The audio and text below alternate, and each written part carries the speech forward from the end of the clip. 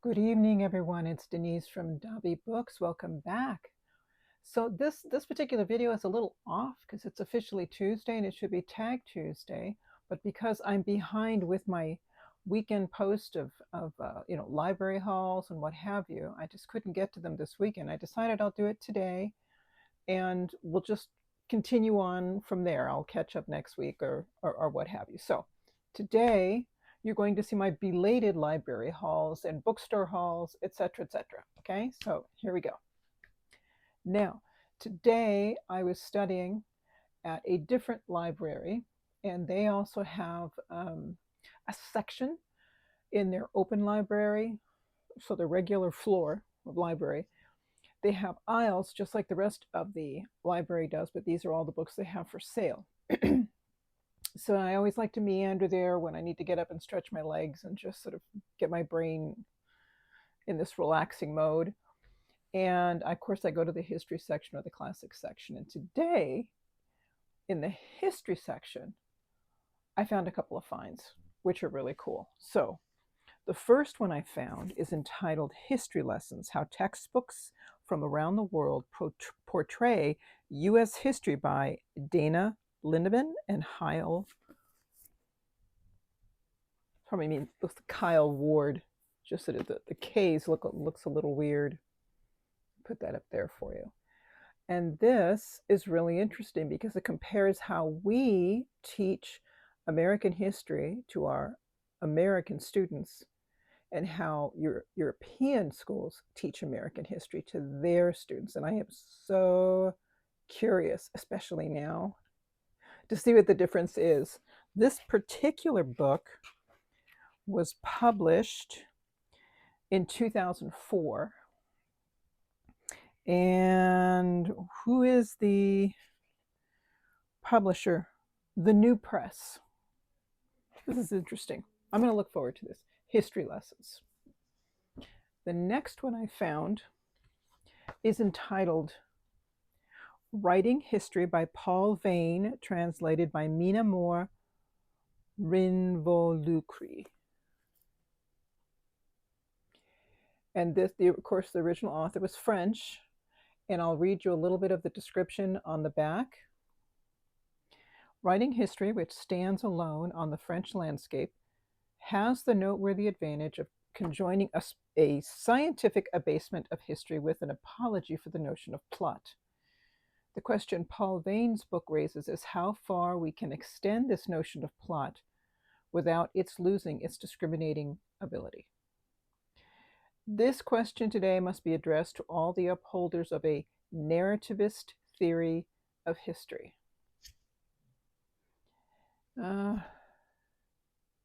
Okay, so that's the focus on the book itself. This was published by Wesleyan University Press, and it was published in 1971. So this is interesting because, in studying the different theories of history in my historiography class, I'm reading these names and going, I know what that is. I think it's fantastic. So this is a wonderful thing to be adding to my history collection. And what struck me is whenever I add a new book to my collection, I have an app. I forget what it's called. I'll tell you in a minute. Which I scan the barcode on the back and I add it to the particular collection that I want it to be placed in. And this one, it told me I already had this title. And I looked it up and it was a different author. I didn't know that. So I added this and looked up the other one. And this is the other one, Writing History, but this is by Oxford University Press, a much later publication. And it's nothing like a critique on narrativist history. It's actually a guide for students by William Kelleher Story. And it's this little small edition about, for history students like myself who need to write a monograph of some sort. It was just a FYI, Okay, now, at the same library, yesterday, when I took my little break to stretch my legs and I was looking around in the classics section, guess what I found? Oh, I know about this book, and I think I've seen volume 1, but the thing is, I thought I owned volume 1, and I don't. This is volume 2 of Shakespeare Stories by Leon Garfield. And I've seen this so many times in catalogs for children's literature and addressing Shakespeare stories for young kids, like from kindergarten to fourth grade, for example, introducing them just to Shakespeare, and you read the story as if it were written, read the play as if it were written in prose, to introduce the child to the different plays of Shakespeare. And I think, I don't know, the other one, maybe at my regular library. I'll check that sale this coming weekend. I don't know if it's going to be there, and if it is, it's probably just a paperback, but that's okay. I'm just bummed. I thought I had the first volume. I don't.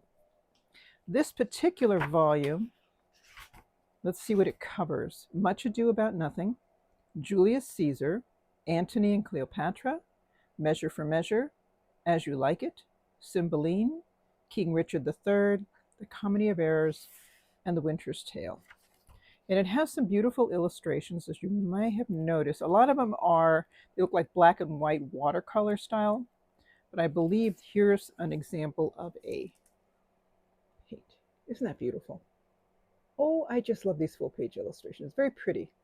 I love how that looks. Let me see if I can find another one. Oh, there's another one.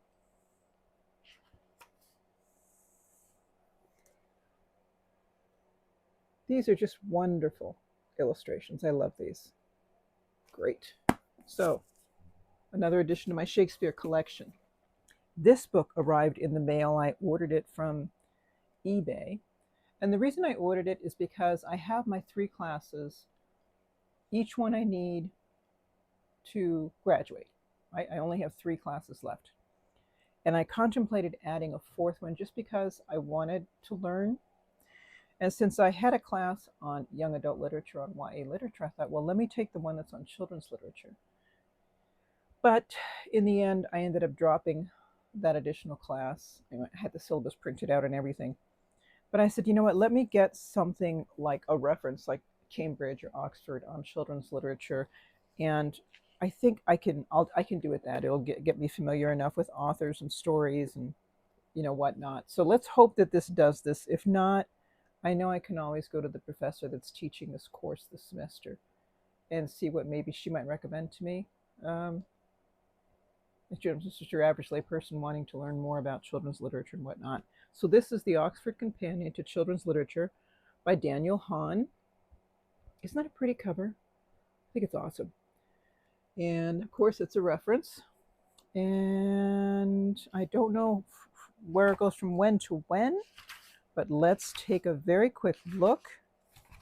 If I can find a table of contents somewhere. There we go. So it's in alphabetical order. It's got an introduction, an A through Z, and then an appendix. Isn't that exciting? So it's got, for example, an author, last name Bosco, first name looks like Henry or Henri. French author, a series of Pascalette novels based on his own Provençal childhood, and it lists the titles, and that's basically it. So this is going to be a reference if I'm looking up an author or whatnot. So it seems like it's an okay reference, but I think what I'm looking for is something that's going to give me a little more information about the genre of children's literature. So that's okay. Either way, I like the reference. So we got that one. Hold on, I'm going to let the cat in. All right. The next collection of books is a collection of books that I went and purchased from the college bookstore, not my college, but the bookstore at Thomas Aquinas College in Ojai or Santa Paula. It's like right on the border. So this is the first one I got. I always try, they have their curriculum list of books, and it's from there that little by little I've either been getting my own editions, finding their editions in other places, and sometimes just going to the campus itself and purchasing the ones that they have. I worked my way through the freshman year. I'm almost done with the sophomore year. I've got a few from the junior year and maybe one from the senior year. And I just like to do this. It's a project for me. And I get to talk to the students, and the campus is so beautiful. I love Thomas Aquinas College. So anyways, the first one I got, Thomas Hobbes' Leviathan. This is the edition that they have. The one that I was looking at was the one from Penguin Classics, but I'll just start with this one. This is a very nice edition, and it's got great margins. Spacing between the sentences and the font is very easy on the eyes, and that's very important. And look, I don't think I even have to prep this book because it's just so flippy floppy. That's a good book to have. Now, Mama, Mama, Mama.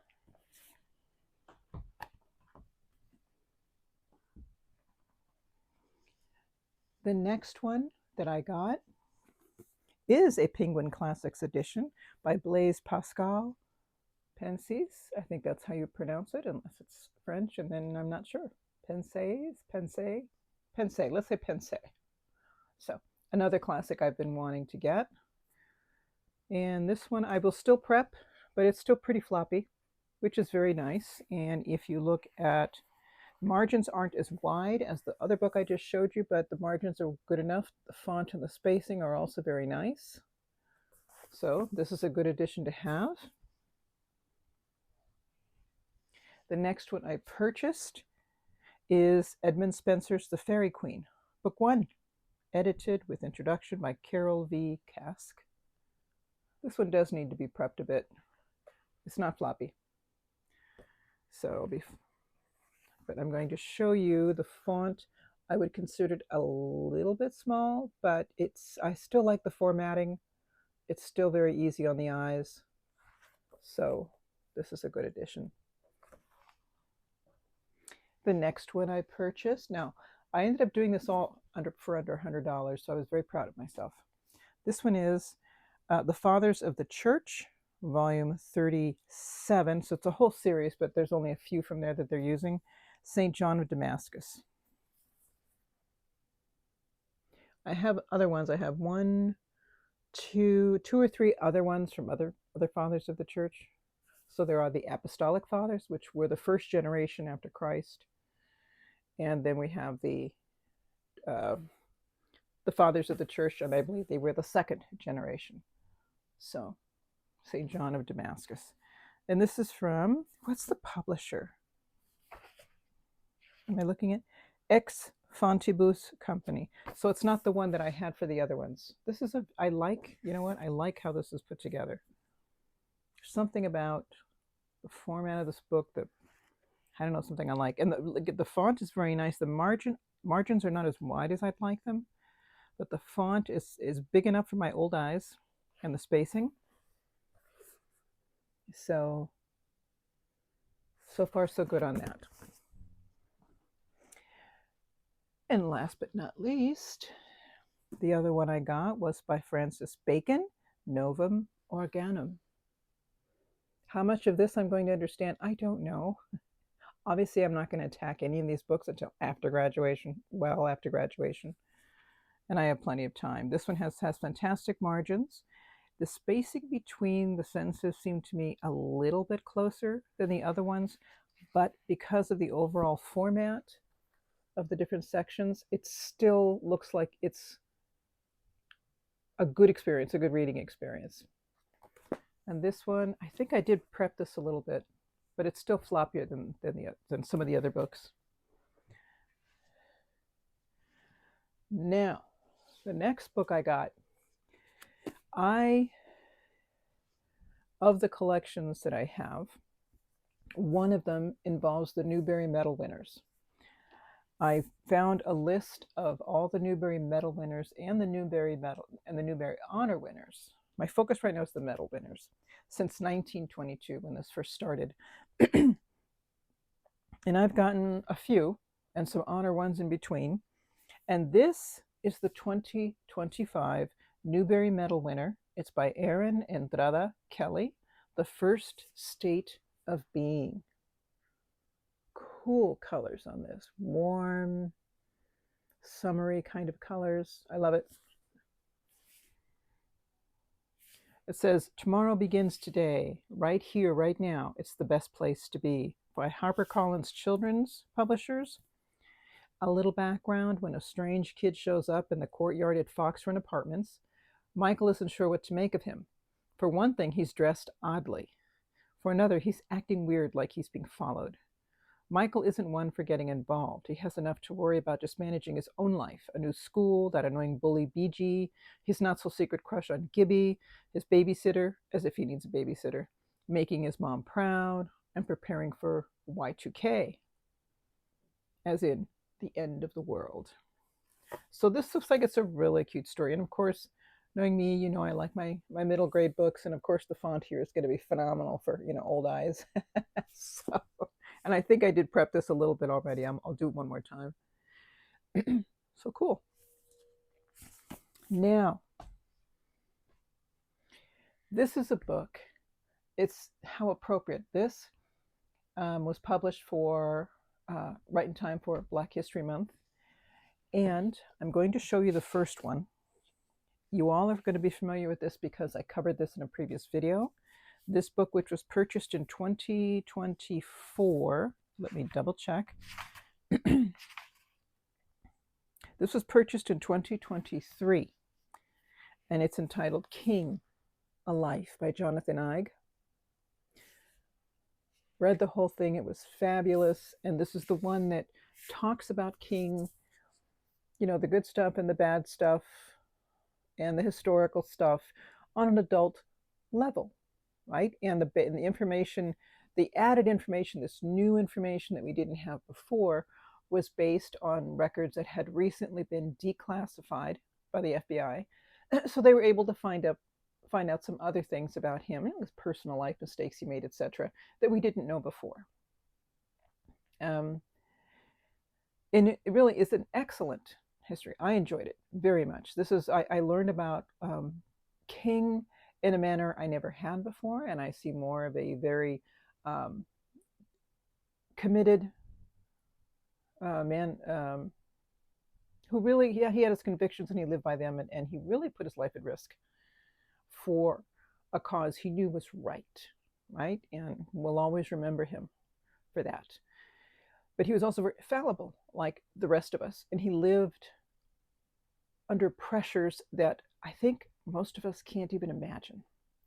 And how he suffered from, anxieties from this, and just all that stuff that I guess you could say happens, backstage, that we just are not aware of, that we just don't probably think about. And this is what Jonathan Eig wanted to present to his audience. Okay. And what I found just a few days ago from an email by Barnes & Noble was a book published this year in 2025. Get this. King, A Life, YA edition. A little smaller. And as I look, and I love to collect my young people's editions, YA editions and young reader editions of grown-up books. This was just, it thrilled me to no end. And the contents are looking at the stages of King's life. It briefly goes to his early years and then later on in the end, but it really does focus on major events in the civil rights movement. Of course, it's not covering content that we as adults can appreciate and understand, right? So this goes early years, part 1. Part 2 is the movement begins. Part 3, the movement expands. Part 4, demands on Washington. Part 5, the fight for voting rights. Part 6, uprisings and war. Part 7, poverty and promise. And then it has an epilogue by the author with extra facts and questions that were actual questions by young people who had read the story. There's also a timeline and an index. You have photos back here of the people who helped adapt the original writing from Jonathan Eig to the YA edition. And I think this is brilliant. I think this is absolutely the most wonderful thing to give us. There's some pictures of King some of these same pictures are also in the I want to say adult version, but I know there's another term for it. And of course, some more pictures here. I think this is wonderful. So I found this. There was the closest Barnes and Noble that had this was about an hour away from me. I had to drive to LA. It seemed like everybody and their uncle was going to LA this last Saturday. But I got to go to the Grove, which is the farmer's market in LA. And I took some videos and pictures, and it was really nice. I love some of the artsy fartsy things they have in the entrance there. This time it was dragons, which was made out of little tiny bottles. And I took pictures of that and took some videos inside the Barnes and Noble, which is 3 stories high, and just wonderful how they organized everything. There was a book signing going on at the time, but I didn't catch the name of the author. You can see some of the people were sitting in chairs. They're waiting. I think it was just afterwards because I saw her signing some books. We ate at Dupar's. I had pancakes at Dupar's. I haven't been at Dupar's since I think I was a kid. Maybe I was in middle school last time I went to Dupar's. That is an old, long time name, and I don't know if it's on the East Coast or in the Midwest. Dupar's, very like, I guess you could say as old as Denny's, if not older. It's just one of those long time restaurants. It was really great. I have one book left, and it's still in the wrapper, and it's gorgeous. I was so excited when I first saw this book at Lumeria. This is the last book I'm going to show you, and I was just oohing and awing and oohing. It's like, oh, look at this. Oh, this is beautiful. Oh my gosh, it's got all of them in there.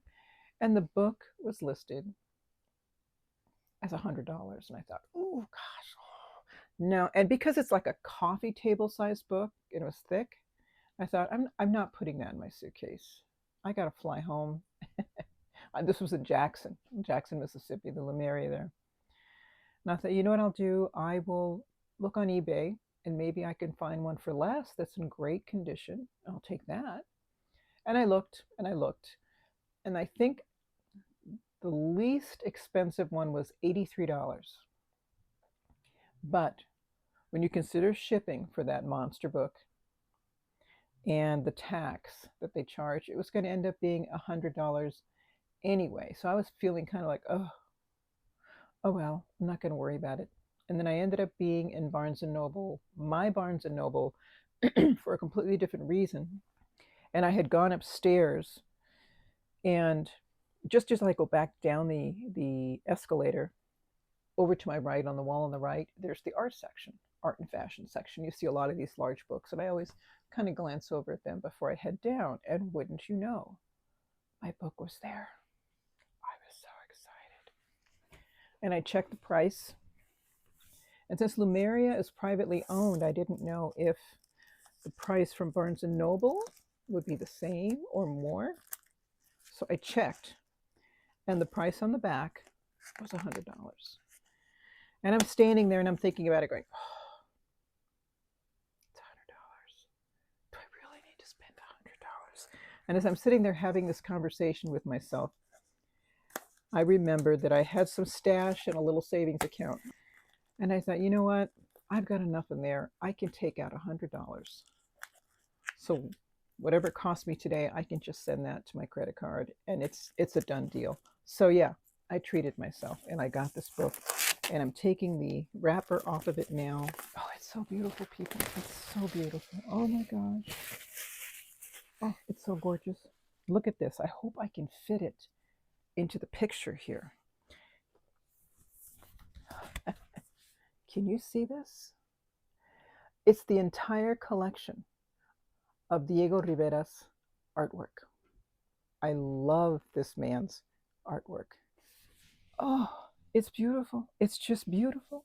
I mean, look at this. I mean, just I haven't prepped this book at all, so I'm going to be careful. Just looking at this. Look at this. Beautiful. his artwork, I could just stand there and go for the longest time, because there's just so much to take in. If you look at this, let me show you this. So this image here that you're looking at, this mural, see it? I don't want to open the book too much because I haven't prepped it. So you see this mural, all right? On the next page,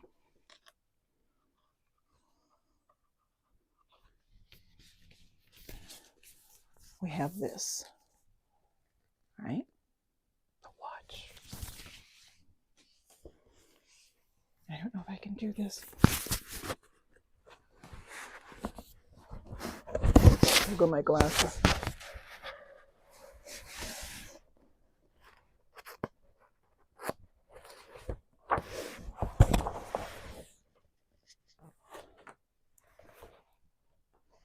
Oh my goodness. That's one half.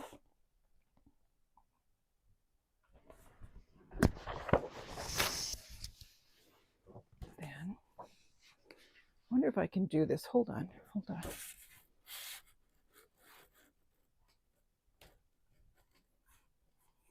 Let's see if I can do this easier this way.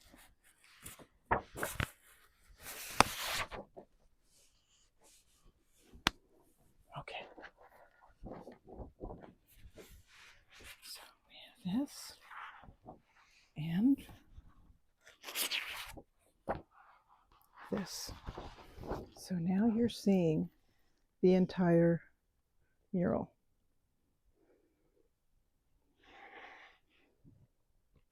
Is that something? Oh my goodness, people. This book is gorgeous. I mean, obviously this book was worth the $100 I spent on it. I'm going to bring this down a little bit more. Okay. See if I can straighten this out. Too bad it has glare. Let's see if I can just share some of these images with you. Just beautiful.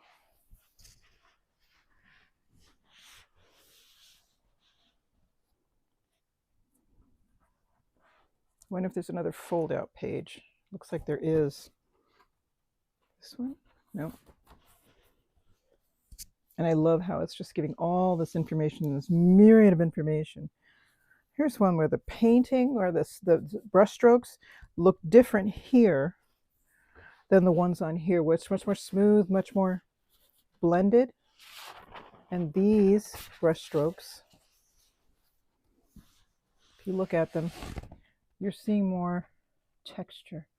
You're seeing more of the brushstrokes themselves. It's not blended like it is in the other ones. Oh, wonderful. Here's some more.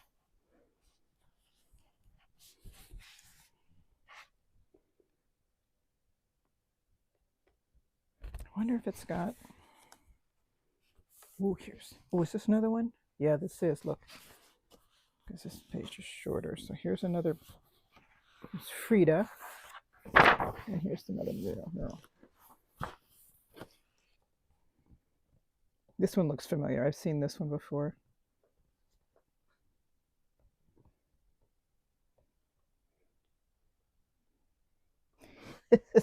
This is a monster book.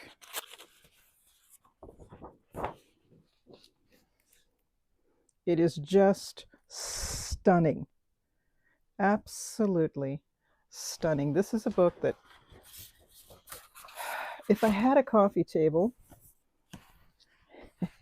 I'd be at it for days. This is the back.